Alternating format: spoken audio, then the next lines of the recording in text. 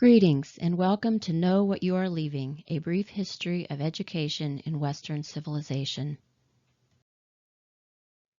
Few people would disagree that the government education system as we know it is broken, but there is less clarity about the root and cause of that brokenness and how to avoid duplicating that brokenness in our home schools.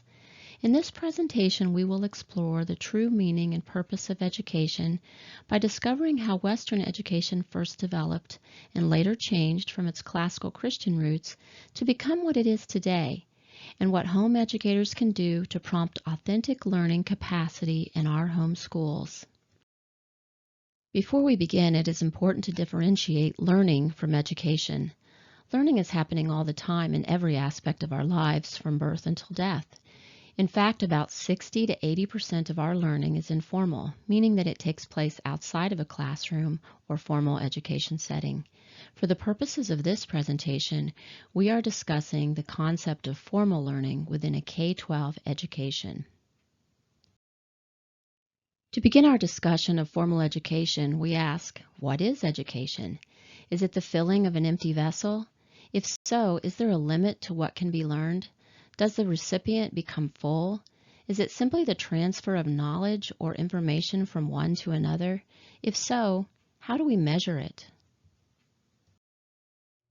Secondly, what is the purpose of getting a formal education? Is it to prepare for college, to train for a job, to acquire soft skills like communication or time management, or to develop life skills such as budgeting or car repair?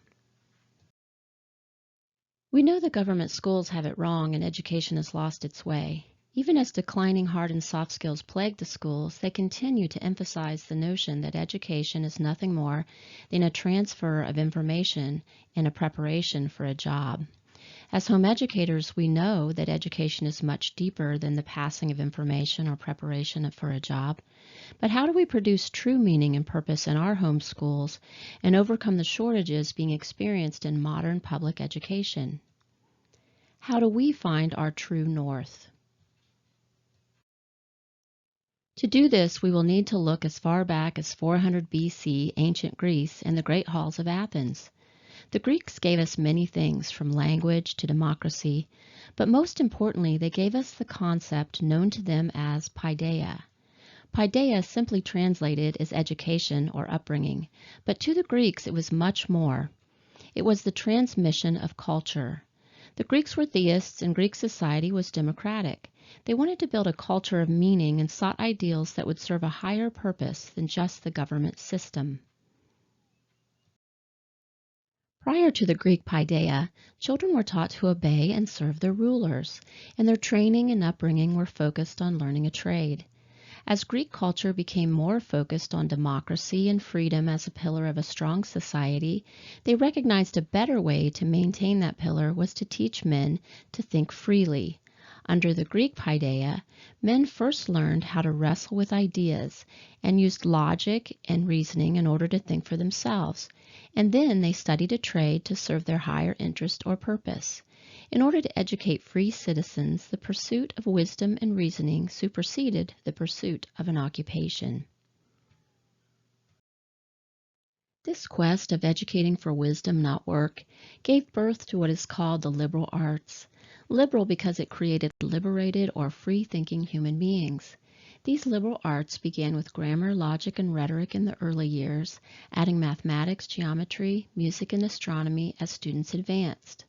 All of these liberal arts were taught within a strong framework of wisdom, virtue, and moral philosophy, in addition to time spent in the gymnasium building physical fitness and athleticism. The 7 liberal arts were not subjects, they were integrated concepts working together.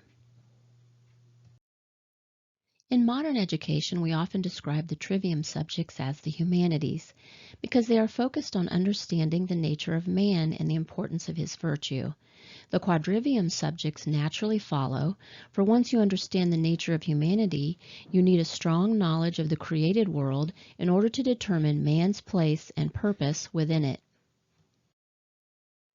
The Greeks contributed natural law, objective observation, moral philosophy, and the scientific method to the world, honoring man's unique power of logic and reasoning. Equally, the Christian church taught of an orderly, created universe, a creator who provides moral wisdom, justice, mercy, and truth, honoring individuals as bearers of God's image. Together, the best of both ideas united to form the classical Christian PAIDEIA. Logic and natural law from Greek reason, combined with the truth of biblical revelation, together became the foundation for Western civilization as we have known it. As America was being settled, this Western tradition remained central to the education system, with local community-based schools focusing on the pillars of faith, family, and freedom, educating free citizens of virtuous character who could think for and direct themselves as they built a new republic.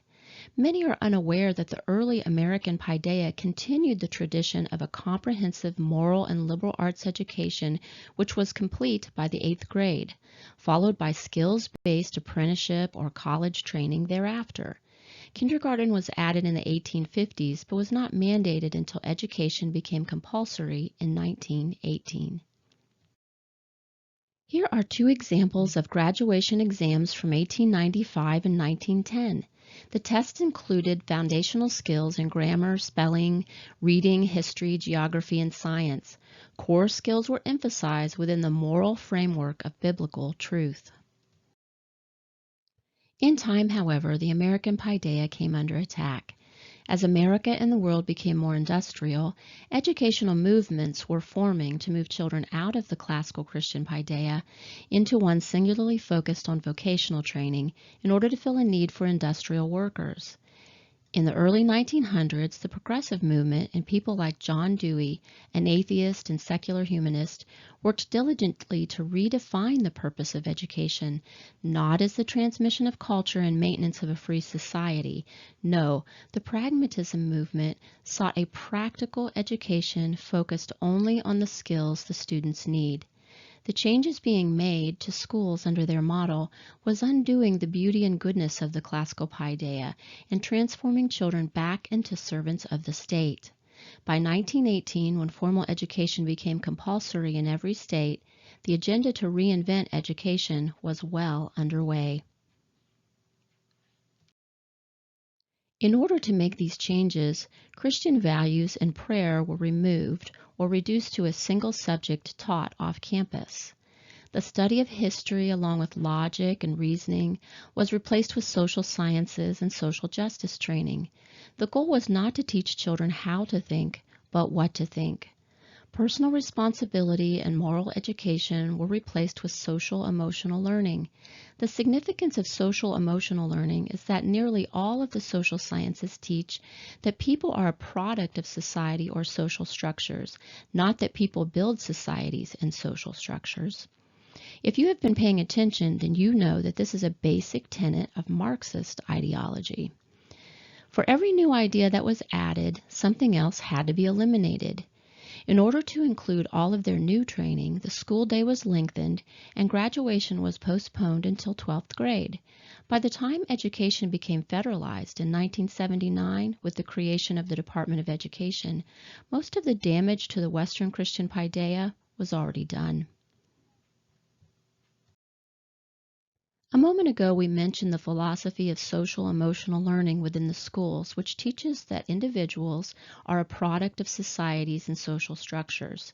This sociological construct is a fundamental worldview populating our school boards and teachers' unions because it's what is being taught at the teaching colleges. Without biblical theology, they do not recognize man's fallen nature, but instead view him as a victim of society's injustices, not the author of them. Because of this, they believe that social engineering can perfect mankind, can make him good, and rid the world of suffering. This worldview is contrary to Judeo-Christian thought, which acknowledges man's inherent fallibility and understands that social institutions are shaped by the character of the individuals who create them. The individual under this worldview is spiritually dead and unable to change this circumstance unless redeemed by his Creator. This is why a Judeo-Christian worldview is essential in the classroom, because it focuses first on understanding the nature of man, spiritually, mentally, and physically, and then determining his proper place and purpose within God's creation. Within this worldview, man acknowledges that the best way to fix social institutions and societies is to first align the character of each individual to his Creator, with the goal of not repeating his mistakes from the past. These worldviews are at war within our public education system. One rejects and the other accepts the institutions created by God as stabilizing forces to the society. One worldview seeks to dismantle those institutions, and they are accomplishing this through the government education system. What can be done? How do parents and home educators prompt authentic learning and build capacity in our children as they move into an increasingly complex marketplace of ideas and have to face these competing ideologies? We begin by admitting that public schools are a threat to our faith, our families, and our freedom. Next, we acknowledge that education is much more than filling an empty vessel or transferring information from one to another. Education is the building of capacity to learn in our children by asking hard questions, wrestling with ideas, solving problems, studying fewer subjects but more deeply, and building rational, logical, and ordered thinking. Lastly, we must recognize that education's sole purpose is not to prepare our children for work, but to prepare them for life. Resilient, capable, and morally educated children will find their purpose serving God, family, and mankind. Every education will contain gaps, but if they know how to think and learn and are connected to a higher purpose, because the beginning of knowledge is wisdom and the end is action, they will pursue training and work that is meaningful when the time is right. How do we do this? First, we honor classical Christian paideia of education and commit ourselves to the transmission of culture and the embracing of truth, beauty, and goodness as central themes in our homeschools. While public schools are busy teaching students what to think, we will commit ourselves to teaching our children and knowing how to think. We will establish a mission in our homeschools and plan our days accordingly. Second, we collaborate within a like-minded community. Home education does not mean that we educate at home. Our students are educated in the world, not stuck inside a classroom. Home education means that educational leadership is directed by the home, just as public schools are directed by the government.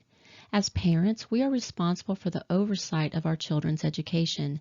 This oversight may mean direct instruction on our part, or partnering with like-minded and trusted subject matter experts who respect and honor our authority as overseers. This can be accomplished within local co-ops and learning groups, churches, sporting activities, or courses from Christian schools, both live and virtual. Third, we will build confidence in our ability to direct and educate our children by educating ourselves. Having a growth mindset serves our families and ourselves. By engaging in our own skill-based education and training, like this one, we become better educators, we become better parents, and better human beings. As we become more resilient, capable, and spiritually strong servants of God, so will our children. Last, we will nurture our courage and stay the course. We begin with the end in mind, and we utilize every tool at our disposal to stay the course. We attend to our own mental and spiritual health to stay strong for our children, for our marriages, for our families, and for ourselves. We should be mindful that home educators are outliers and disruptors, and it requires strength to go against the norm. But with commitment, collaboration, confidence, and courage, we can push back against ideas that are counterproductive to the faith and health of our children, our families, and our society. Great thinkers and innovators have been produced in every culture and every era, but only free societies encourage free, innovative, and critical thinking. As home educators, we are in a perfect position to do just this. Thus, creating a classical paideia in your home is not just possible, it is essential. It begins with knowing what you are leaving, and then never looking back. Finally, brothers and sisters, we leave you with these words from John 16:33. These things I have spoken unto you, that in me ye might have peace. In the world ye shall have tribulation, but be of good cheer. I have overcome the world. Thank you for watching this presentation. We pray that it has been beneficial to you. If you or someone you know might benefit from becoming a part of a supportive online community of like-minded thinkers who wish to preserve Western civilization, consider joining the True North Homeschool Academy and the True North Navigators, a mom-to-mom discipleship community where you can find support and training to nurture your family homeschools. Thank you to all of these fine resources on classical education and more.